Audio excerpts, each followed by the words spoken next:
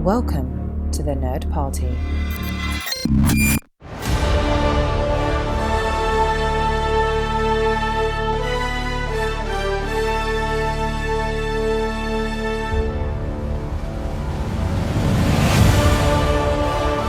Hello and welcome to another special celebrating Superman edition of Missing Frames.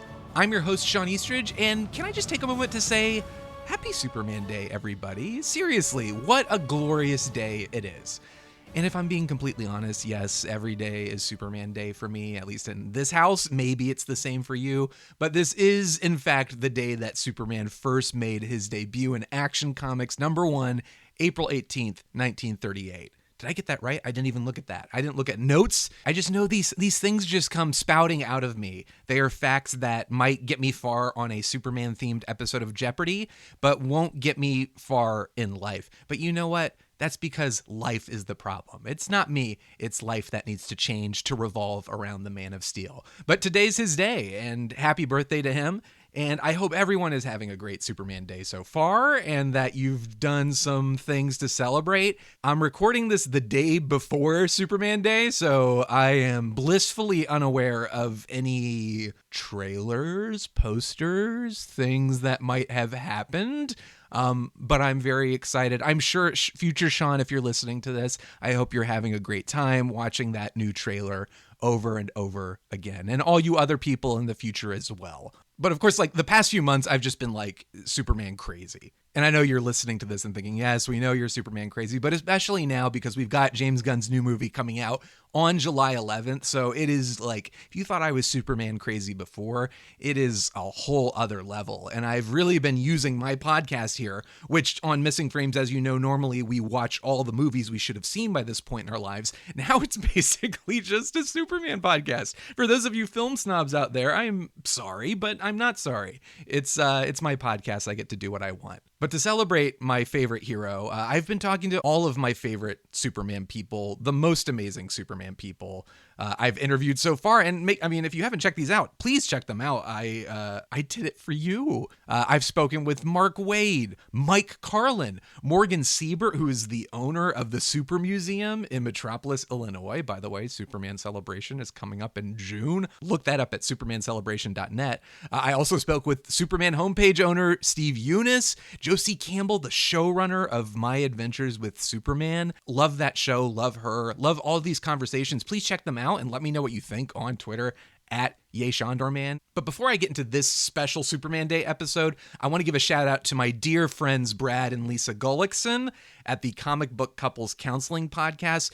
I love them so much. They got to chat with Grant Morrison. That's right, the Grant Morrison. And they talk about everything All-Star Superman. Now, I'm lucky. I'm a Comic Book Couples Counseling Podcast Patreon subscriber, and I got to hear this interview early. You do not want to miss it. It's one of my favorite interviews, and I mean, Grant is just such a delight to listen to. I love hearing them talk about Superman, about their ideas behind All-Star Superman. It's amazing. So please go check that out. But before you abandon me for Brad and Lisa and Grant, I've got a special Superman Day treat for you as well. In today's episode, I am speaking to the writer behind what is quickly becoming a legendary run for the Man of Steel. That run is Absolute Superman, and the writer behind it is none other than Jason Aaron. Now, Jason, I mean, he was already one of my favorite comic book writers. He's written so many great runs for so many incredible characters. I mean, Wolverine, Doctor Strange, Thor. He wrote a Star Wars comic. He's writing the Teenage Mutant Ninja Turtles right now. He's living all of our childhood dreams. If these weren't your childhood dreams, who even are you? Apparently, I guess he felt he wasn't incredible enough because now he's taken the reins on DC's new alternate reality take on our favorite Big Blue Boy Scout.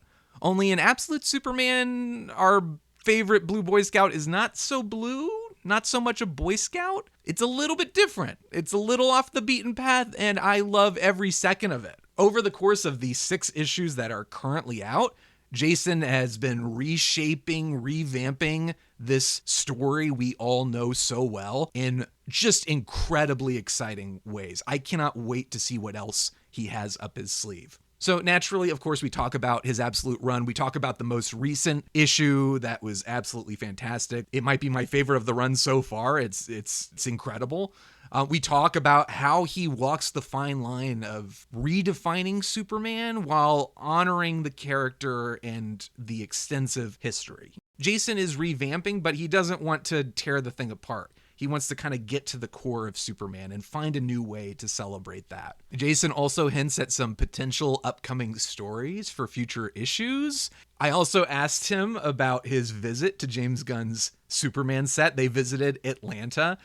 Him, Dan Jurgens, a few other amazing Superman people that I am hoping want to come hang out with me at some point. Jason talks about visiting that set, what it was like. I also find out for certain which side of the trunks or no trunks debate Jason falls on. And spoiler alert, his answer is the only correct answer. He's also got a special message for all the Superman fans out there on this lovely, wonderful, I hope beautiful Superman Day. Sincerely, I hope you're having a great time already whenever you're listening to this. Even if it's not Superman Day on the calendar, it's Superman Day in your heart, in all of our hearts. Seriously, though, I loved hanging out with Jason. I'm such a huge fan of his. I really, really believe he's one of the best writers out there right now. And I love Absolute Superman. So this is a real treat. All right, let's go ahead and celebrate Superman with Jason Aaron. And once again, have a great Superman Day, everybody.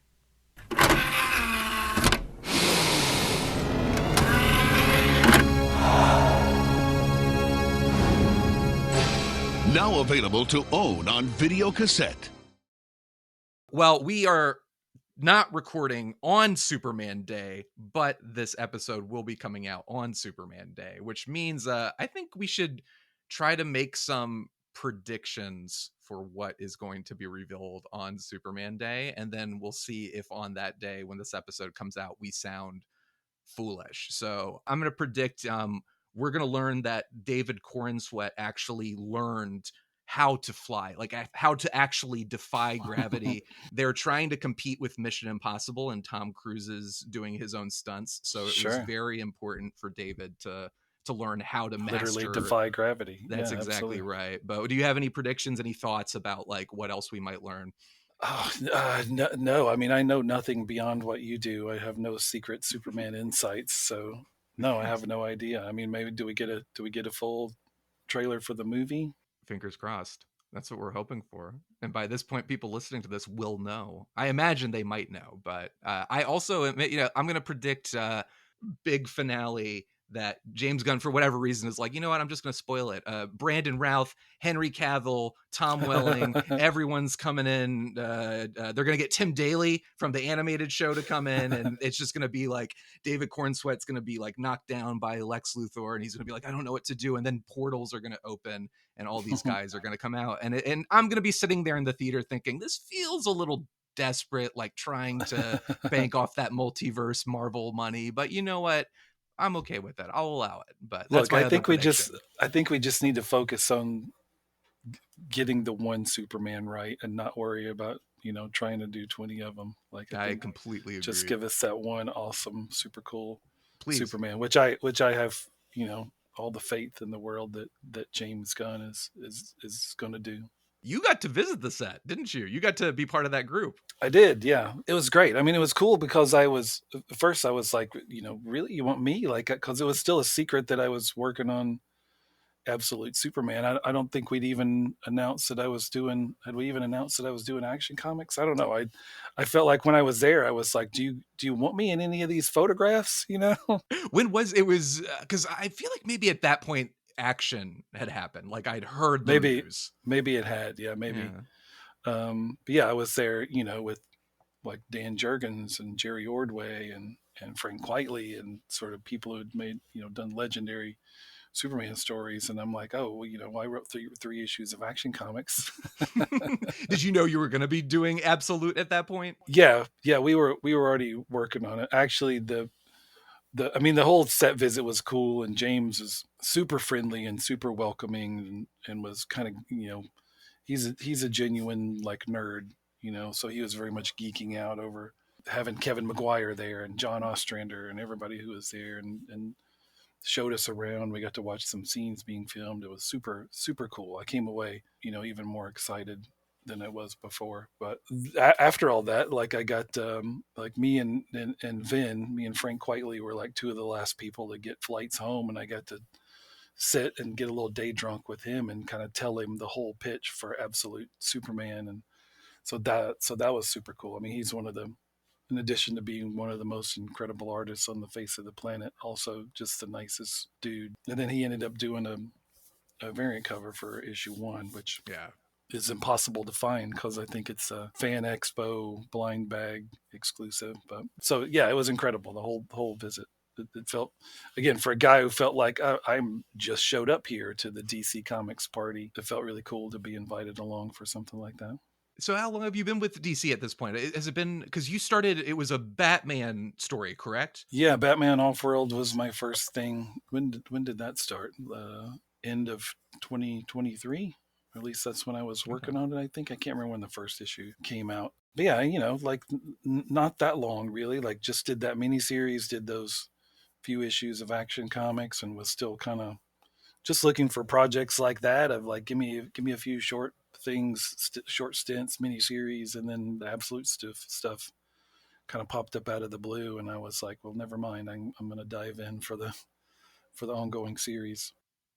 Absolutely. Did they come to you? Oh, I imagine they did, because we have Absolute Superman, Batman, and Wonder Woman, so this was clearly an initiative that was planned. But as far as the creative origins of it, did they come to you and say, "We know we want to shake things up. We want to do something that's going to be, it's going to have shades of familiarity as far as the character is concerned, but we want to do something that's going to shake things up"? Like, at what point? How did they pitch it to you, and then what did you in turn say to them? Like, okay, let's do this.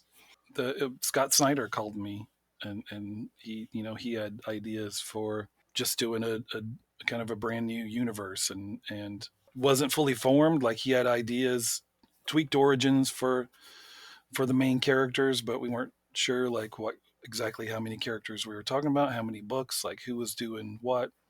None of that was really written in stone. So initially it was just he and I talking, and I've realized, you know, again, I very much had said I don't want an ongoing series, and I didn't really know anybody at DC. I didn't have relationships there, so it was just kind of a feeling out process. And then that was very much a, you know, well, how would you like to dive into the deep end of the pool?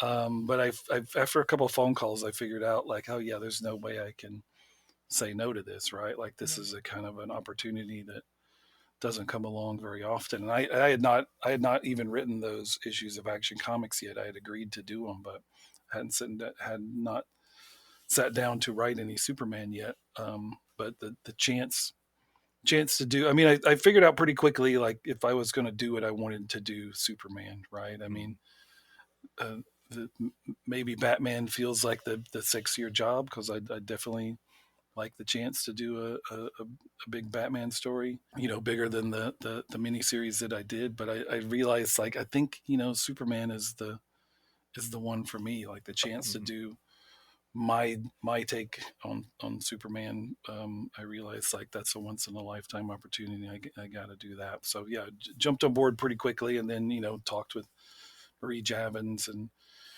Chris Conroy and everybody at DC, and it's been incredibly smooth. Like it could not have gone better, really. Like the whole entire process of, you know, we had meetings, I think, for the first time in New York, and that's where first time I kind of walked everybody through, like, this is who Kal-El is, and this is how his origin is different. This is where things go for kind of the first 12 issues. And yeah, there's been no looking back since.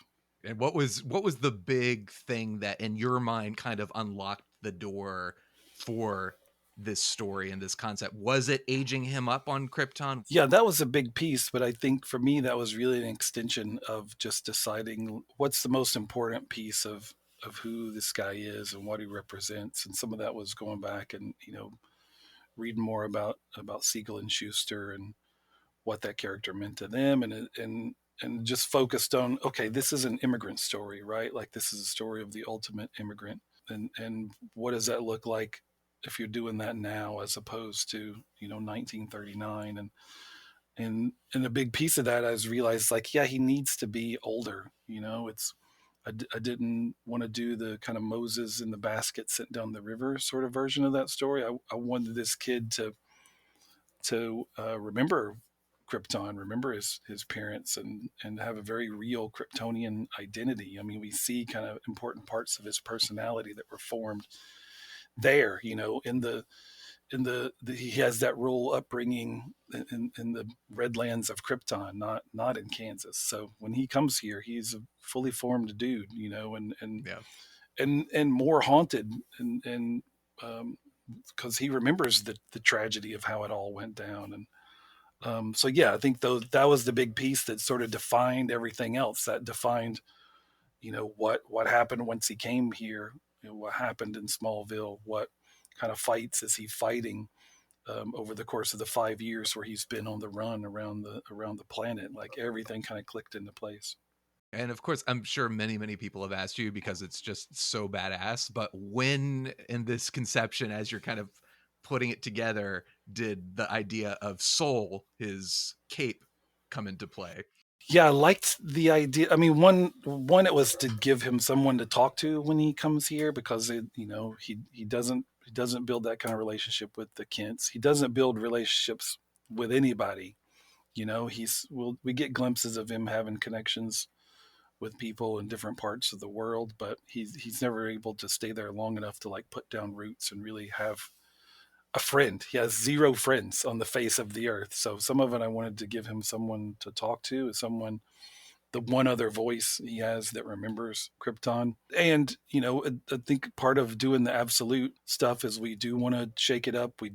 This is not just, this is different. I look at it as different sort of to like what Bendis did on Ultimate Spider-Man back in the day, which was very much just a Right. modern retelling, a really amazing modern retelling of that origin. This is not that. Like the nature of the absolute universe is different. It's a bit darker and edgier, and so it's a bit modern retelling mixed with kind of Elseworld, right? Mm. Where we're intentionally taking the pieces as they're supposed to be and shaking them up. So part of that is you want to, like, what can we do different about his powers? What can we do different about the suit? And I like the idea of the suit still being a suit that's made by his mom. This is just made by his mom on Krypton, and it's a suit Right. that's infused with different Kryptonian technology and does different things. And when it looks different, it looks cool. I like the sort of glowy lava parts and the cape made out of dust, which also connects him to his dad because his dad was a miner. So his dad was mining sunstone crystals, and that's what Mm. the cape's made out of. So it's him wearing his dad's labor and also wearing basically, the ashes of his dead planet on his back. So again, it's all that of like looking at that and how can we do something that we're not changing things just for the sake of changing things. It's not a lateral move. I think it's anything we change should be about enhancing the story that we're telling, right? And it all starts from just knowing, well, what the hell is that story, right? What are we trying to say about this guy? And then everything you do, everything you change, and every character you put in a new, unexpected place should be pulling in the same direction to tell that story. And I feel like all the pieces that we've done have done that. Yeah, agreed. And I think there's a clear love for Superman. And it's great to be able to go back to the Action Comics story you told and see a more classic iteration because it's obvious that you love this Right. character. And we've seen versions of this character where it's maybe the intention was to upend convention a little bit, but it doesn't quite work as well. And especially when we start to push into that darker territory. So it's really great to see it coming from a place of love and excitement. But also for you, as far as challenges go, like is it a hard balance? Like is it a tough balance to say like, okay, it is a little bit darker, but we want to maintain that soul, and finding the balance, walking that fine line, is that challenging? Or do you think like being able to come back to this kind of the core of what this character is and this version of the character is what kind of leads the way? I mean, I think that's always the challenge with any of these kind of characters that have been around this long. I think the approach I have to this book is really no different than the approach I've had to anything else I've done, from when I took over Ghostwriter, as a brand new writer, to when I wrote 100 issues of Thor, it was still the same approach of like, take what's intrinsic about this character, take what's important, why have they endured for so long, right? Like, what is cool when I read their classic adventures? What am I excited about? Like, why do I keep flipping the page and want to read the next issue? What's cool and interesting and unique about this character? Take that, don't throw it out, don't try to reinvent the wheel. But how do you take that and still tell a story that we haven't seen a million times before, and if I'm writing Thor, how do I do something that uses Kirby characters, that uses Simonson characters, but doesn't just, you know, relentlessly pick the bones of those same stories from the past? Like, do something new. To me, I think Thor was one of the best examples of me doing that for 100 issues. Of everything I did in my mind was built on Thor stories of the past, but still trying to take things in the new direction. And I think Superman is a bigger version of that, because in some sense, I am completely unfettered. I don't have to be beholden to anything that has come before, because it's a brand new version of it. But at the same time, again, I'm not trying to, Superman ain't broke, right? So I don't need to completely rethink him from the ground up. It's like, I think it's been important. And I think Scott's felt the same on Batman, and Kelly on Wonder Woman, everybody who's worked on these absolute versions of, we're trying to keep the heart of who these characters are and just change as much as we can around them to make stories that feel new and exciting and unexpected and surprising.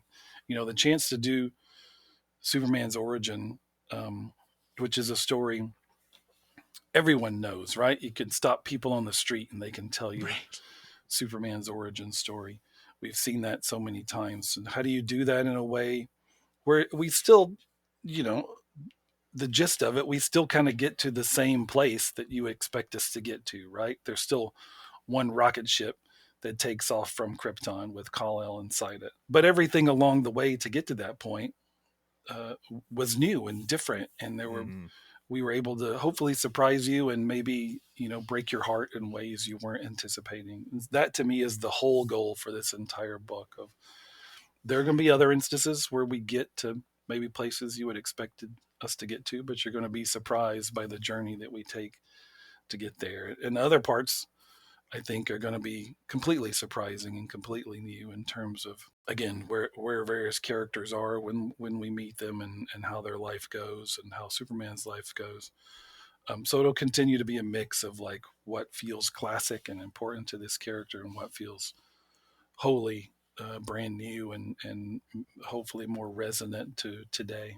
Speaking to that, I mean, so the origin, like you said, you've given it like, not that there wasn't emotional resonance before, but having him be a baby in the classic version of the story, there's a sense of a life lost, a world lost that he'll never know. But having him know that world does add that layer of emotional depth that really does bring a layer of richness to the character, and it gives it that sense of like, you really feel a sense of loss, and being able to see that through his eyes makes it very powerful, and it's very effective. As a Superman fan, he's my favorite superhero. Seeing the story told this way is like, this is such a cool and exciting way that has kept me kind of going and keeps me coming back for more and more. So you've done a magnificent job with that.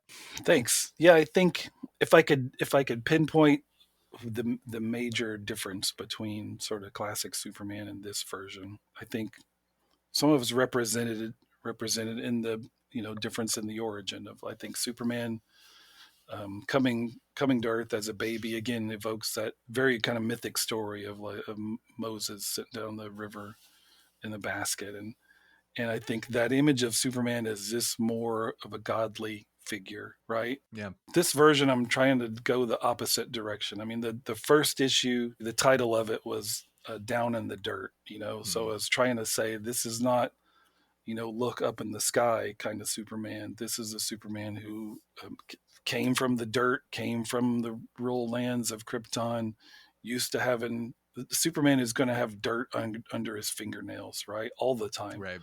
And when he comes here, it's kind of no different in the life he's leading. So, and speaks to me, a Superman who is having to struggle for everything he gets, right? Krypton is a struggle to survive that. it wasn't the idyllic version of just a baby being put into a rocket and sent off to the peaceful idyllic lands of Kansas. Mhm. Everything for this guy is a struggle. Even as he's developing his powers, that's a struggle. Yep. And I want to see that. I want a book that shows that. I'm interested in not just meeting the Superman who's fully formed and can do everything effortlessly. This guy's it's a fight. Everything is work. He's a worker. Yeah. He's Yeah. working for everything he gets, and it's not. As far as I'm concerned, we're I think what issue 7 just came out, Yeah. Issue or 6 issue or 7's 7. about to come out. Yeah, see, I Yeah. like I said, I never remember what's out and what I isn't. got your back. I Thank got your you. back. We'll make sure we don't spoil anything. Thanks. Yeah, six was the end of the first arc, basically the Yeah. first trade, and 7 sort of a standalone issue that kicks off the next one. But we are not close to a fully formed Superman. This next big arc has some big resolutions at the end of that, and things continue to change. But I'm telling you, we're not going to hit issue 12 and suddenly it's ta-da. Boom. He's there. Yeah. Right. He's calm, confident, fully composed, has all his crap together, Superman. Like, I want to continue to see that journey of, because I think once you go past some of those moments, you can't go back to them, right? Yes. Like Yep. once this guy does certain things for the first time, we can't go back and see him sort of struggle in that same way. So I enjoy that part of. I enjoy that. To me, again, that's one of the things that's most important and unique about the Absolute books is that we can do that. These characters don't have 100 years worth of stories that they've and adventures that they've been through. They've got just Mm. what we put them through, and I want to enjoy that journey. So this last issue, which it was great because I saw people talking about it on Twitter and elsewhere, just how much they adored this issue. So I was very excited to finally read it, and I just read it today. I wanted it to be fresh in my mind when we spoke, but I loved it. Just speaking of talking about like the things that are so integral to the Superman origin, Krypton obviously, but like he isn't who he is without Jonathan and Martha, and you have a very interesting take. And I was even wondering, there was a point where I was like, you kind of tease at Smallville and we're seeing bits and pieces of him like, oh, there seems to be a connection, but we don't know exactly what that connection is. Right. And obviously he's not going to be raised from boy to man by Jonathan and Martha. So what even would that relationship be? It was really exciting to see your take on that relationship. And how did that come about? Did you know, like, you're like, I have to get him to Smallville regardless of everything. I do need to have some sort of relationship, even if it's not the same with Jonathan and Martha. Yeah, well, I mean, one, the simple answer is I live in Kansas. I've been saying this, so hopefully it's true that I'm the first ongoing Superman writer to actually live in Kansas. So Perfect. How long have you been there? 25 years now. Amazing. 24, almost Amazing. 25. So almost half my life have I lived here in Kansas. So I've said all along, even once it was clear Kansas plays a different role in this story than we're used to. I've said, like, look, it's clearly going to be important to me. Like that shouldn't be a surprise. Like we'll get there. It's not going to be the thing you expect it to be, and we haven't seen the last of Smallville and of Kansas. Like issue 6 is not the end of that part of the story. But again, I think it was important that I wanted to kind of transplant Kal-El's role upbringing to Krypton and give that to his birth parents. Still, when he comes here, he lands in Kansas, and it reminds him of home, right? It looks like home. These people feel like people he would have known back there. Yeah, I loved that parallel. That was such a nice touch. Thanks. So I think in his mind, he has that inkling of like, okay, he has been through a horribly traumatic experience. Everything that happened on Krypton, the journey from Krypton to Earth was horribly traumatic, Right. to the point where he's almost just like, I give up. Like, I don't want to do this anymore. Has that moment of real despair. And even when he first lands on Krypton, it's his body's, literally burning and exploding. And Right. so it's all been horrible upon horribleness.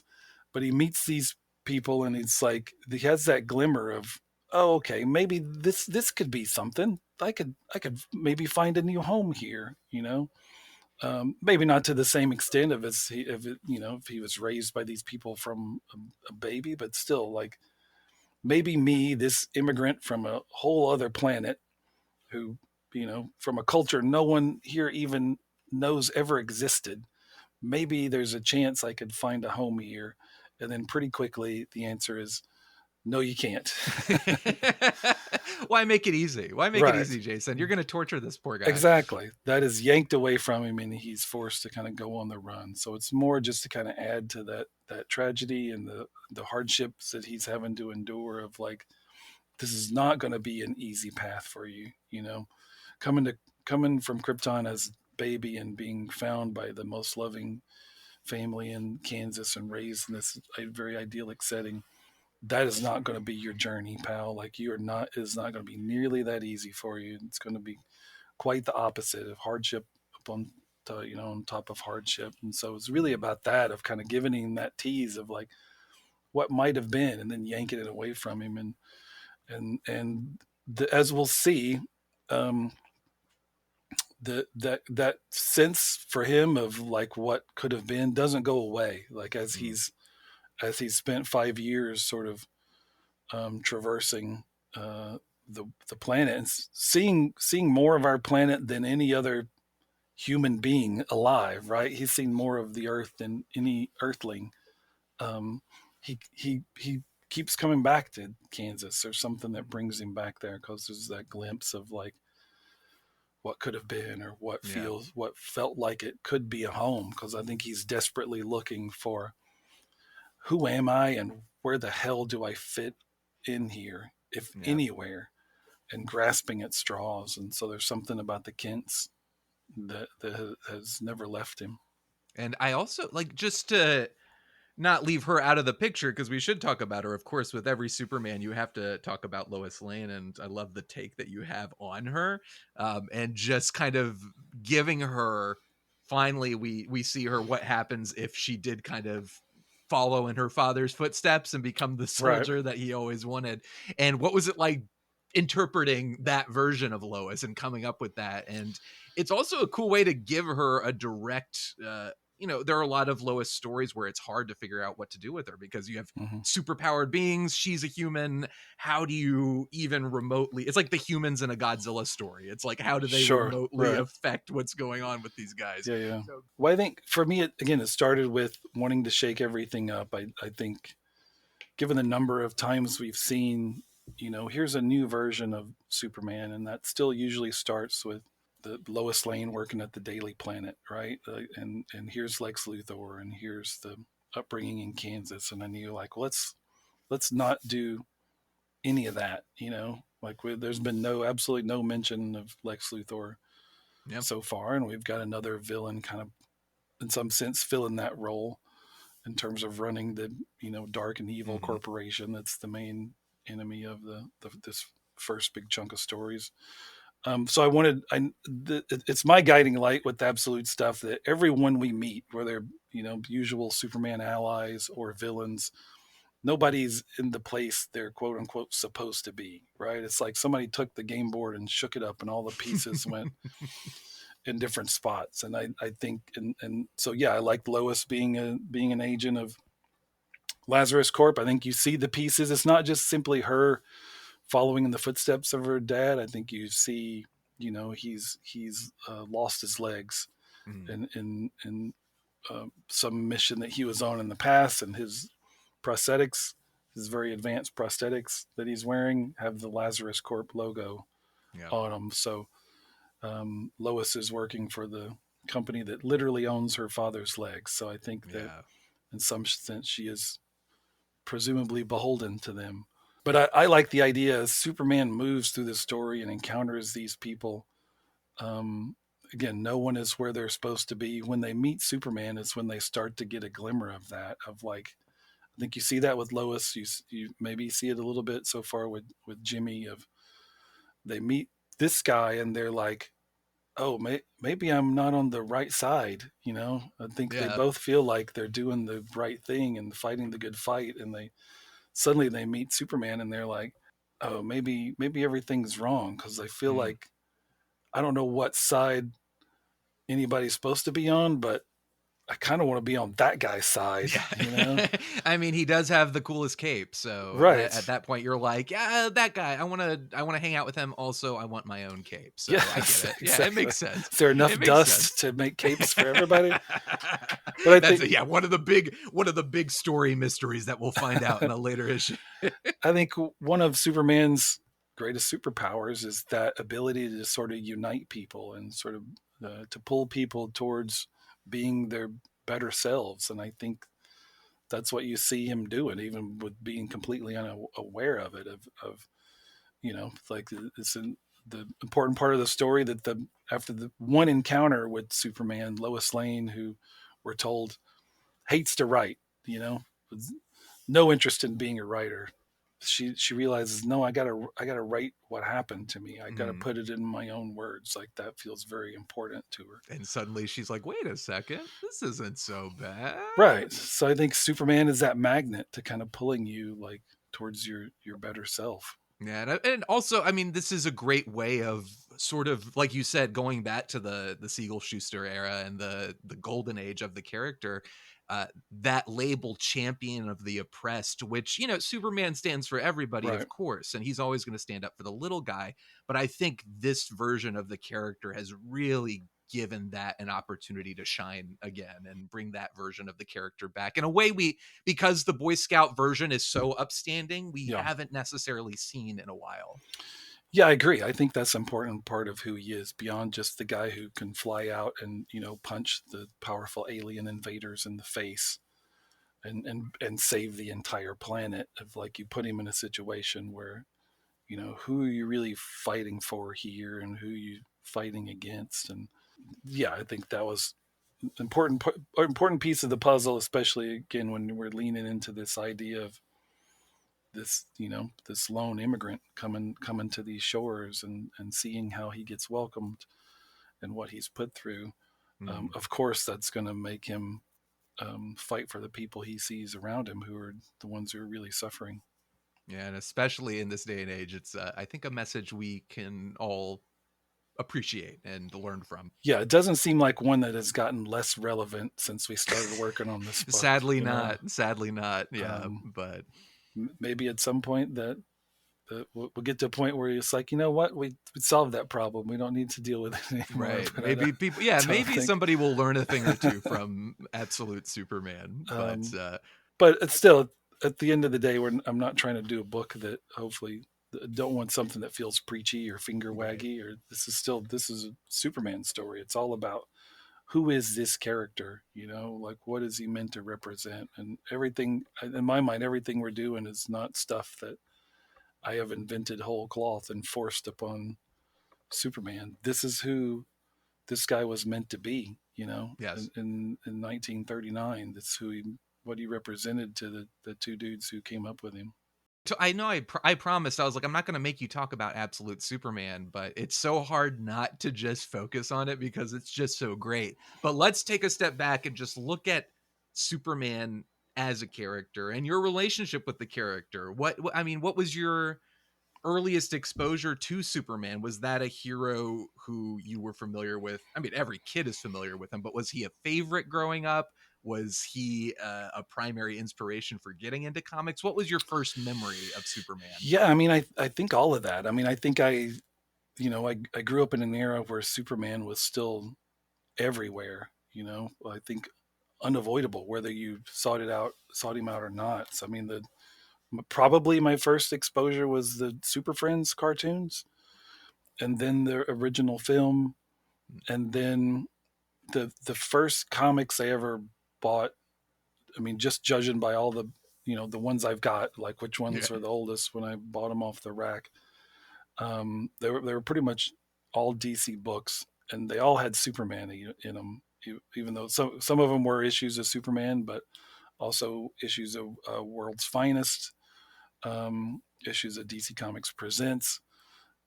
So Superman was kind of everywhere in my childhood and all those different ways. And I loved all those. I loved Super Friends. I loved the original film. Um, and then one of the issues of DC Comics Presents, which I think was the one where he teamed up with Sergeant Rock. There was I clipped an ad out of the back and sent in, probably $2 to get a chunk of kryptonite, which is a literal rock that's painted green with some kind of paint, that you hold it up to the light bulb and then turn the lights off and it kind of faintly but it's glows. it's got a DC stamp on it. It's authentic. Absolutely, yes, absolutely. And I'm sure it's it's probably lead paint and it's probably like glowing with cancer. Or like all these health issues that have suddenly appeared. Where did they possibly come from? But I've still got the issue with the ad cut out. I've got my chunk of rock over there. I've got still got my Superman nightlight from when I was whatever age I was when I still had a nightlight. How cool. You're like, when I whatever age, 33, Right. whatever age I stopped using. It still works. I've plugged it in a few times. I don't leave it plugged in because I'm worried it's gonna. It gives you, if you're running into a situation where you're like running into a story problem, a character problem, you just plug that light in. Right. It pushes you over the edge. I do. I'm very nostalgic, as you can see by all the stuff that fills my basement. So I do like having those things around in like a cocoon. Like I work in a cocoon of thousands of comics and books and toys, the Star Wars toys and superpowers toys I played with when I was a child. All my superpowers toys, like a lot of them, the chest symbols are rubbed off from whatever all the fighting they were doing or kissing. I don't know what they were. All of the above. So none of them are worth any money, but they're incredibly important to me. And I do feel like there's something I get from that helps me do what I do. If I'm writing some Jack Kirby characters, I want to hold the copies of the book that were coming out when Jack Kirby was alive and making this book. There's something powerful in the dust that. of that, right? In the same way, the legacy of Krypton is baked into the dust on Superman's cape. Like there's something in the dust on this hunk of green spray painted rock that I've got in my cabinet over here. So I'm super nostalgic for all that stuff. And so much of it for me was Superman. So I think he was an intrinsic part of like getting me to the party, of being like my gateway drug to comics. And it was all books off the spinner rack. And then it was kind of no looking back for me after that. I've read comics ever since and figured out pretty quickly when I was still that kid holding his green rock up to the light bulb that like, I think I want to write comics for a living someday. It only took me about almost 30 years before I got to that point, but but you're finally there and you're finally writing Superman after already a fantastic career, like at a point where it's like, I've written Star Wars, I've written Thor, I've written Doctor Strange, all these amazing characters, right. Ninja Turtles. I mean, like literally like living the dream of your childhood there, all the best childhood, for sure. Beloved memories, all these different franchises. Absolutely. I mean, I felt like that for 20 years now of working in comics. That part of it never gets old. I mean, I grew up as a DC kid, and my first published work was as a Marvel Comics Talent Search Contest winner. But beyond that, I kind of started at DC and with Vertigo. My first big books were at Vertigo, so I was there at DC in the very beginning of my career, and then Marvel offered me exclusive, and I was exclusive for about 15 years. So there were points throughout those exclusives where I was tempted to go to DC, where I was offered this or that, and I thought maybe, and chose to keep doing what I was doing at Marvel. And then I kind of hit that point where I realized, okay, now I've done a 15 years worth of work at Marvel. Like it's time to sort of branch out beyond that. So part of me feels like, I could have gone earlier and written Superman or Batman, but I think I waited to the right time, like, because there was going to be no absolute Superman if I'd gone before. And I think that's what I was going to say. This is that you needed to wait it out and you needed to let everything build to that point. Absolutely. You've written for Batman, Superman. You've already done two of the big three at Sure. DC. So I got another book coming out, or that I'm working on for DC right now. There'll be another big character that I've never written before. So oh, nice. I'm so there's so many characters like the for me to explore there. Like I'm, like I said, big DC nerd, but it does feel like it was the right time. It was the right time for me to make that transition, and not just to come to DC, but like you said, to sort of fling the doors wide. And I wrote an Uncle Scrooge book for Marvel, and I wrote Berserker for Boom, Right. and Teenage Mutant Ninja Turtles, and I wrote some EC comics for Oni. So it's a lot of boxes that I wouldn't have thought that I would get to check that I've been getting to do, and there'll be more kind of surprising stuff like that for me this year as well. That's awesome. And I mean, like, as a Superman fan, like, do you get a moment to sit back? Like, for me, I get to look at what's happening. I was joking about it earlier, but like, literally, there are line items in my monthly budget where I'm showing my wife, I'm like, okay, this is how much money is going towards all the Superman merchandise that is going to be coming out in like this Oh yeah, time sure. to promote the film.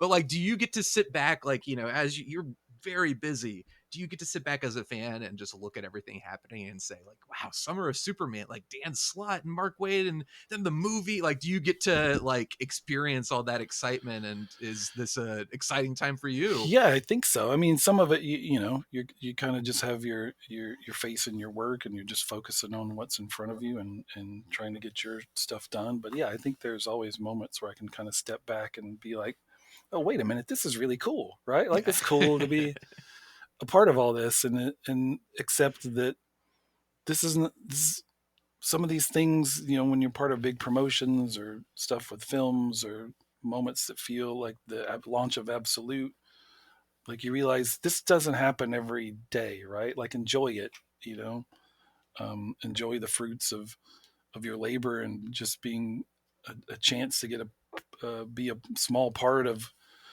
these characters' rich history, like just a cool moment in that history. So yeah, that to me, that part never gets old, and it's been the same for me from when I won the Wolverine talent search contest, got to write a 10-page story, to writing Thor, and my shelves are full of like Jane Foster statues and Legos and all that sort of stuff. And I hope soon I've got to make room for all the Absolute Superman toys and Yes, statues that'll I need go up I there. need these in my life. Me too. I love all that stuff. Like I'll just have to expand my cocoon to have more room for stuff, and then hopefully whatever I'm working on after that too. Like I have no plans to stop doing what I love to do, and hopefully I'm working on a comic uh, right up until I keel over dead at the age of 123. You're planning to be like the Bruce Springsteen of comic Oh, books. Like absolutely, yeah. he's going until like he's gonna be on stage Right, when it still finally doing three and a happens. half hour shows and running Right. around like a kid. Yeah. Right. Well, I know we got to wrap up our time here pretty soon, so I'll shoot a couple rapid fire questions to you. One, trunks or no trunks? What side of the coin do you fall on? I mean, that's tough, and certainly a question I wrestled with a bit with Absolute Superman, and that he does not have the trunks. And I even Right. wondered, like, well, can we do something that sort of speaks to that without doing them? But I mean, ultimately, like the design was Rafa Sandoval, and I think we all loved the design that he did, and I think I haven't seen like a lot of people hating on the lack of trunks with Absolute Superman. I think maybe we gave them a lot of other stuff that they liked and thought were cool, but just in general, I'm a trunks guy. I'm a classic look guy. Maybe Absolute Superman can grow into the trunks. It Yeah, remains to so be seen. it's a toss, and I'm okay with that too. It's a toss up, but I think I'm with you. I'm firmly on the trunk side, and I'm okay with no trunks. Let's say you only have one of these two Superman movies to watch. Which one are you going to watch? Superman 3 or Superman 4: The Quest for Peace? Wow, that's a tough choice. I mean, I'm a big Richard Pryor fan. Um, I I don't remember when I first saw Superman 3. I think maybe I saw it on video. I vividly remember seeing Superman 4 in the theater, and it just not being that enjoyable of an experience. Um, to say the least. I maybe have never. I don't think I've ever watched the entire movie again. I think I've seen it that one time in the Wow. movie theater, and I've only seen pieces of it since. So, and I feel like I have watched Superman 3 for some reason since then.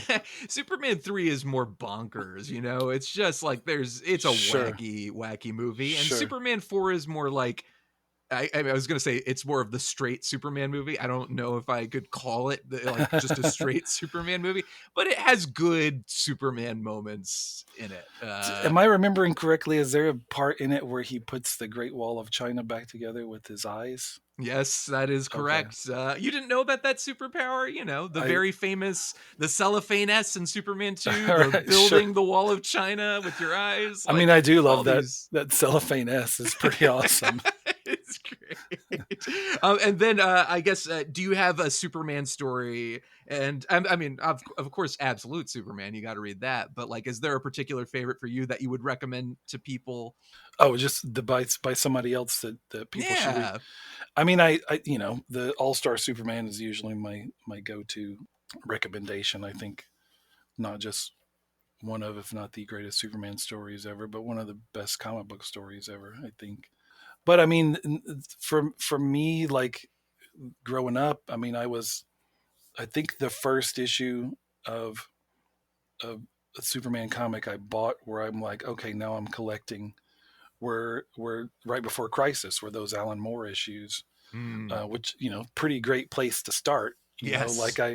I had read issues of Superman before, but they were always just stuff I pulled off the spinner rack, and I think at that point, Crisis was huge for me, and I sort of read all the major characters coming out of Crisis. So those Alan Moore issues, which again was like the end of that point of Superman stories, were like the beginning for me. That was when Mm. I became a monthly Superman reader with those issues. So I love those issues, and despite some of the points I might disagree with some of the John Byrne stuff, I bought every one of those off the spinner rack and read them each and every month, and loved so much of his Superman and Action Comics. And again, that was for me as a voracious Superman comic book reader. That was my sweet spot. That was when it Yeah. all What a started for me. time to be a Superman fan. That was an exciting time And for I sure. loved the Adventures of Superman book that started in by Marv Wolfman and Jerry Yeah. Ordway, because Marv was I'm a huge New Teen Titans guy, so Marv was like the first comic book writer whose name I knew, who I'd follow from one book to another. So And for him, finally, oh, oh, yeah, go ahead. good. Go ahead. Well, No, no, yeah, no, no. I'd Go throw ahead. Crisis in that too. Like Crisis was so, and I think a great Superman story in there as a part of Crisis. And then finally, it's this episode's coming out on Superman Day. What is your message to Superman fans out there listening? I mean, happy Superman Day. That's as good Thanks. as it's gonna get. Right. I think thanks for. I mean, just thanks for continuing to support this character who has been around for so long and has had so many different iterations over the course of that. It's been such an important part of our culture over the course of those almost 100 years. Um, this feels like another cool moment in that character's history, right? I'm super excited and super proud of what we're doing with Absolute Superman, and have been kind of blown away by the response to that. I'm super excited for what Mark Wade's doing and what Dan Slott. Holy crap! Like Dan Slott writing a Superman comic. Right? Um, and of course, then there's this movie coming out too. Like it just feels like, man, like what a cool time to be, not only to be working on this character. That I mean, I think that's always a cool time, but to be doing this at the same time Superman's like seems like having another moment in a very long history of having big moments, like that's pretty cool. And it's just cool to see people embracing that and being excited about so much Superman stuff. Yeah, it's a good time to be a Superman fan, and personally, I want to thank you. You're a part of this whole experience. For me, as a fan, somebody who's loved this character my whole life, I love what you're doing with Absolute Superman, and thank you for doing it and keep it up. Well, thanks. Well, I plan on being around for the foreseeable future so we can celebrate lots of future Superman days together. That sounds great. Well, Jason, thank you so much for hanging out and celebrating Superman with me. Thank you. Happy to be here.